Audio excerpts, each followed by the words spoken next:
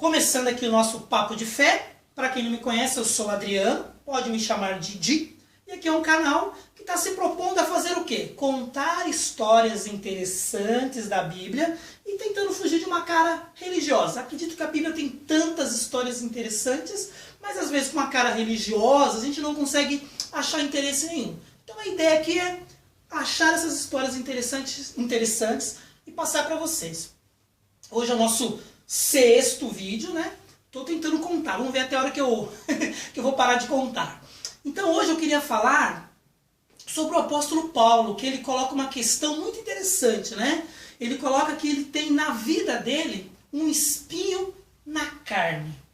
E é muito interessante quando você vai ler esse texto, que está lá em Coríntios, né? Se eu não me engano, 2 Coríntios, acho que a partir do capítulo 12, ele fala assim: conheço o homem, se no corpo, fora do corpo, não sei, Deus o sabe. Ele tá colocando essa história na terceira pessoa, mas ele está falando dele mesmo. Aí ele repete: conheço um homem, se no corpo dele, se fora do corpo, não sei, Deus o sabe.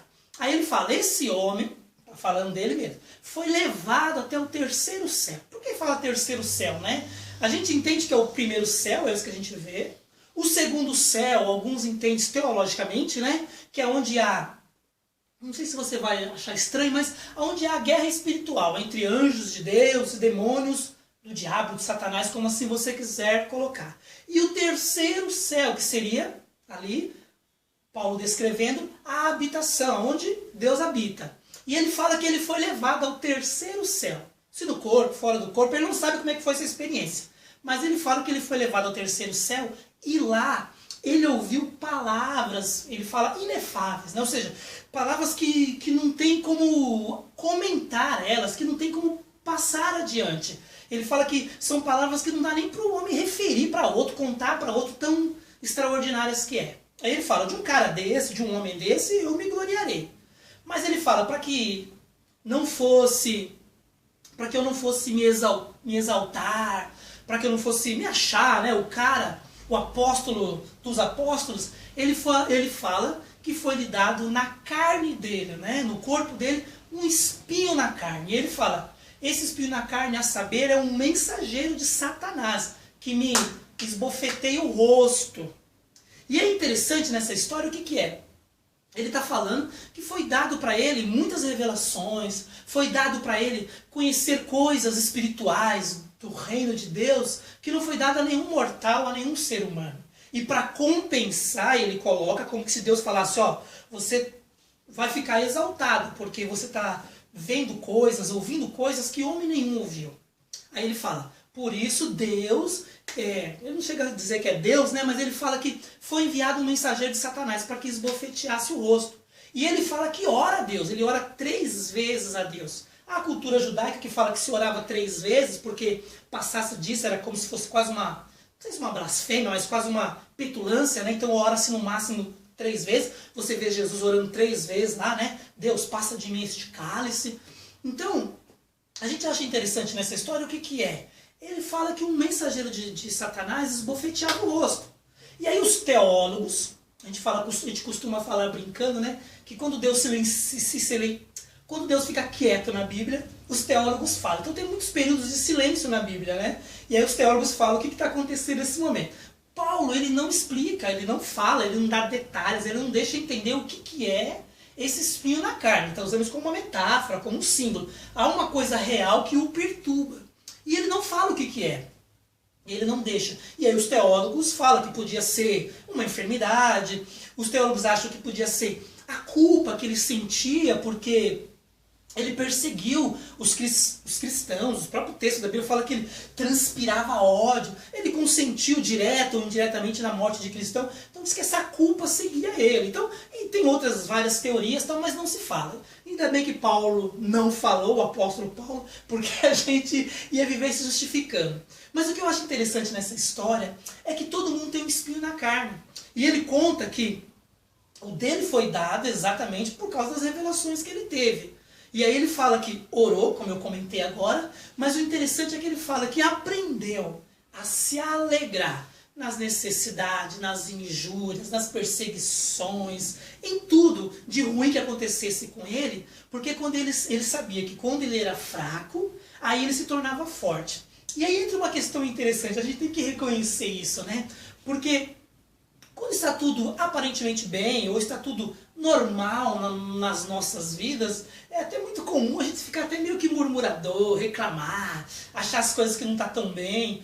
Mas quando nós estamos passando por uma necessidade, onde eu estava com atacada a minha nevralgia, né? Que aqui em cima começa a doer, eu tenho que colocar meia no pé, eu tenho que me esquentar. Pode estar o calor que tiver. Aí eu fico, ai meu Deus, tira essa dor. Tal. A gente fica até humilde, a gente ora, toma remédio, faz qualquer coisa.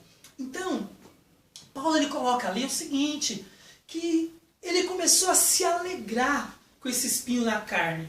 Ele orou, pediu para Deus tirar, Deus não tirou, mas ele fala que começa a se alegrar. Porque ele começa a perceber que quando esse espinho na carne começa a se manifestar, ele se vê mais forte espiritualmente, ele se vê fazendo coisas que ele não fazia. E é interessante que Jesus ele não fala de espinho na carne. Jesus ele fala, por exemplo, de levar a sua cruz. E eu fico pensando, tem diferença em um espinho na carne, em levar a sua cruz? Eu percebo, eu fiquei muito tempo, falar encafifado, né? Nem sei se a palavra existe. Eu ficava, tem diferença? Por que Paulo não usou, eu também levo a minha cruz, ele usou espinho na carne? E se você fizer uma análise bem simples, se tiver um espinho na sua pele, se você não tocar no espinho que está na sua pele, se você andar e esquecer que ele está lá, não dói. Mas volta e meia, quando você dá uma esbarrada, ele vai doer. Agora, Jesus Cristo ele fala que cada um dos seres humanos tinha que levar a sua própria cruz. A cruz de Jesus era quase que literal, né? Ele acreditava piamente que ele era o Filho de Deus e que ele tinha que ser crucificado, morrer numa cruz, né? Como determinava a lei dos romanos na época. E é interessante que Jesus ele não consegue levar a sua cruz até o final. Né? A cruz fica pesada, ele cai, e aí os soldados romanos que estavam ali pegam um homem sirineu e obriga Jesus a levar a cruz dele. Esse homem a levar a cruz de Jesus. E lá Jesus é crucificado, o homem não é crucificado no lugar. Nós sabemos muito bem disso. Mas ele não conseguiu levar. Agora Paulo não trata isso como levar a cruz. Paulo trata como um espinho na carne.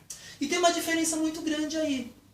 Você consegue imaginar, pegar dois personagens muito famosos, muito conhecidos, que a gente admira de uma forma direta, um dia a gente admira.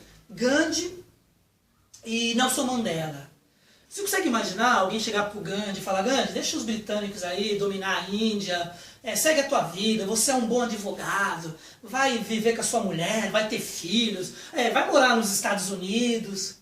Gandhi não conseguia, ele abriu mão de toda a sua vida, de todo o seu conhecimento, de tudo aquilo que ele tinha como poder, importância e influência. Ele não era um cidadão comum, ele era um cara muito bem criado, mas havia nele o levar a sua cruz e ele não conseguiu abrir mão.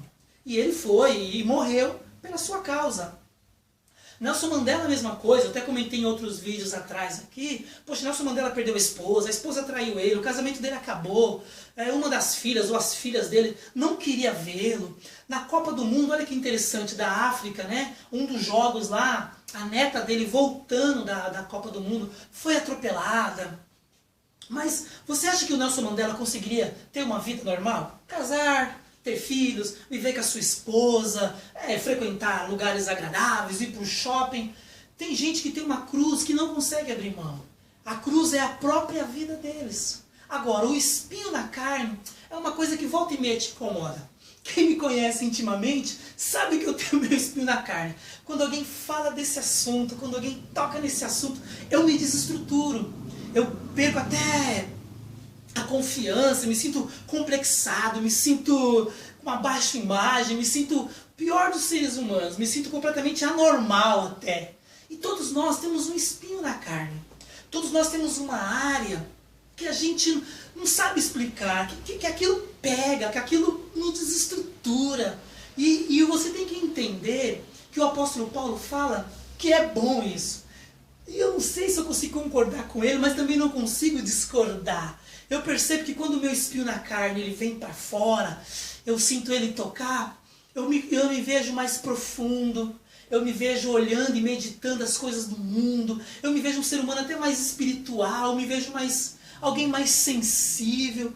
Temos que reconhecer, o espinho na carne nos faz bem. pode não nos fazer bem no momento, na hora, porque nos estrutura, mexe com a nossa dignidade, com o nosso valor humano, com o nosso ego, mas analisarmos de uma forma mais ampla, mais profunda, até mais sincera, o espinho na nossa carne, né? O de Paulo era um demônio que esbofeteava o rosto, era a sensação que ele tinha. Qual que é o teu espinho na carne? Saiba que se você não se apegar ao orgulho e não se tornar agressivo quando alguém toca no teu espinho na carne, vai te fazer bem. Vai te fazer enxergar que tem em você uma humanidade, que tem em você limitações, que tem em você medos. Isso nos faz melhor como ser humano.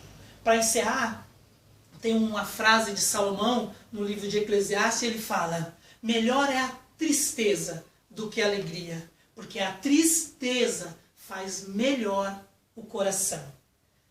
Uma frase um pouco contraditória se analisarmos que nós queremos sempre e buscamos sempre a felicidade. Mas é melhor a tristeza do que a alegria. A tristeza faz melhor o coração. A alegria, a gente sempre quer ser aplaudido, reconhecido por ter feito uma coisa notória que todo mundo achou interessante ou impressionante. Mas quando você entende o que Paulo falou, vou me alegrar nas injúrias, necessidades, perseguições, em tudo aquilo que é ruim, porque eu sei que quando estou fraco, então sei que sou forte, porque o poder de Deus se aperfeiçoa na fraqueza. Deus te abençoe.